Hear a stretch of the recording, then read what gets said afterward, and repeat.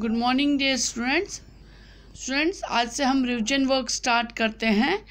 तो आज मैं रिविजन में आपको फिर से योर ओल्ड फादर विलियम की पोइम पढ़ के सुनाती हूँ। Your old father William, the young man said, and your hair has become very white, and yet you inconsistently stand on your head. Do you think at your age it is right? तो एक जो जवान लड़का है तो वो father William से कहता है कि तुम तो बूढ़े हो गए और तुम्हारे बाल भी सफ़ेद हो गए हैं, तब भी तुम एकदम कॉन्स्टेंटली एकदम ऐसे ही लगातार ही अपने सर के बल खड़े हो। क्या तुम्हें लगता है कि ये तुम्हारी उम्र में ये सही है?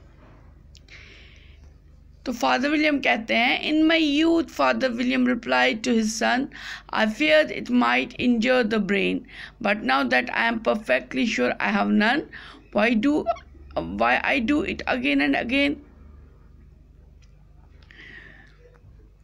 तो फादर विलियम कहते हैं कि भाई जब मैं जवान था जब मैं छोटा था तब मुझे ऐसा लगता था कि अगर मैं ऐसे करूँगा तो ये मेरे ब्रेन को, मेरे दिमाग को ज़ख्मी कर देगा। लेकिन अब जब मुझे ये पता है कि नहीं, मेरे पास है नहीं और ये ऐसा कुछ भी नहीं करेगा, तो इसलिए मैं ये बार बार करता हूँ। You are old, said the youth, as I mentioned before, and have grown most uncommonly fat. Yet you turned a back somersault in at the door. Pray, what is the reason of that? जैसे कि मैंने पहले कहा कि आप बूढ़े हो गए हैं और आप अजीब से ही फूले हुए हैं, फैटी हो गए हैं, मोटे हो गए हैं, लेकिन तब भी आप उल्टी गुलाटियाँ लेते रहते हैं दरवाजे के सामने। इसकी वजह क्या है? इसका क्या रीज़न, इसके पीछे क्या वजह है कि आप अभी भी ये कर पाते हो? In my youth, said the sage as he shook his grey locks, I kept all my limbs very supple. By the use of this ointment, 1 shilling the box. Allow me to sell you a couple.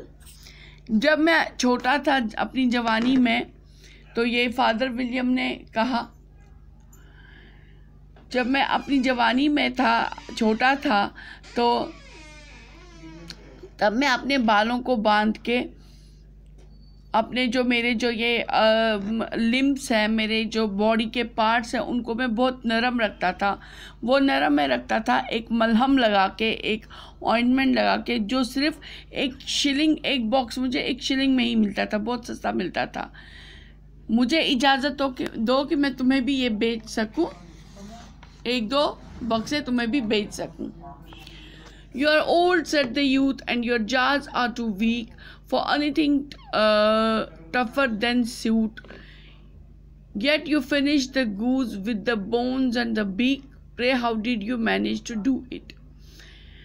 आप इतने बूढ़े हो तब, और आपके जो दांत हैं वो इतने कमज़ोर हो गए हैं, लेकिन आप तब भी आपने एक गूज का एक बतख खाया, आपने हड्डियों के साथ और उसकी चोंच के साथ। अब आप मुझे ये बताइए कि आप ये सब आपने ये सब कैसे मैनेज किया, आप ये सब कैसे खा पाए? In my youth, said his father, I took to the law and argued each case with my wife, and the muscular strength which it gave to my jaw has lasted the rest of my life. तो father William कहते हैं कि जब मैं जवान था तो मैं ज़्यादातर कानून की बातें जानता था, तो मैं कानून के बारे में बात करते रहता था, और मैं हर कोई जो कानून में जो केस आता था तो वो मैं हर कोई केस अपनी बीवी के साथ उस पर बहस करता था। उसमें बहस होती थी, उस बहस की वजह से मेरे जो ये दांत के मसूड़े ये मजबूत हो गए, और मेरे दांत भी मजबूत हो गए, जो मेरी पूरी उम्र तक मजबूत ही रहे। You are old, said the youth, one would hardly suppose that your eye was steady as ever, yet you balanced an eel on the end of your nose. What made you so awful clever? तो अब ये लड़का फिर से कहता है कि आप तो बूढ़े हैं, लेकिन आप ये किसी को यकीन भी नहीं होएगा कि आपने अपनी नाक कि बिल्कुल एकदम टिप पे, अपने नाक पे आपने एक ईल एक बहुत एक किस्म की मछली होती है जो कि बहुत फिसलन वाली होती है, जो टिकती नहीं है। तो अब ये यूथ उसको वही कहता है कि तुमने अपनी नाक पे उसको खड़े करके रखा और उसकी आंखों को, अपनी आंखों से उसको एक चक देखते रहे। तो ऐसे आप इतने चालाक कैसे हो, ये कैसे कर पाते हो आप? I have answered 3 questions and that is enough, said his father. Don't give yourself ears. Do you think I can listen all day to such stuff? Be off or I will kick you downstairs. तो इस बार father William थोड़े चिढ़ गए, तो कहते मैंने 3 सवालों का जवाब दिया मेरे बच्चे, मेरे बेटे, मैंने 3 सवालों का जवाब दिया और तुम इस सब पे ज़्यादा ध्यान मत दिया करो। क्या तुम्हें लगता है कि मैं दिन भर तुम्हारी ये पूरी बकवास जो है मैं दिन भर ये सुनता रहूँगा? अब तुम यहाँ से चले जाओ, नहीं तो मैं तुम्हें लात मार के सीढ़ियों से गिरा दूँगा।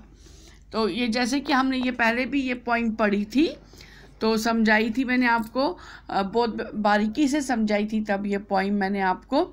ये पोइम ली गई थी एलिस इन वंडरलैंड से, जो कि एक पूरा एक किस्सा है। वो आपने 4th में भी उसका एक चैप्टर भी पढ़ा होगा, एलिस इन वंडरलैंड का एक स्टोरी उसमें पढ़ी होगी। तो ये पोइम उसमें एलिस बोलती है, और ये जो ये एलिस इन वंडरलैंड वो पूरी बुक लेविस कैरोल ने लिखी है, और उसी में ये पोइम भी आती है, और ये पोइम भी लेविस कैरोल ने ही लिखी है। तो ये पोइम जो है उसी बुक से ली गई है।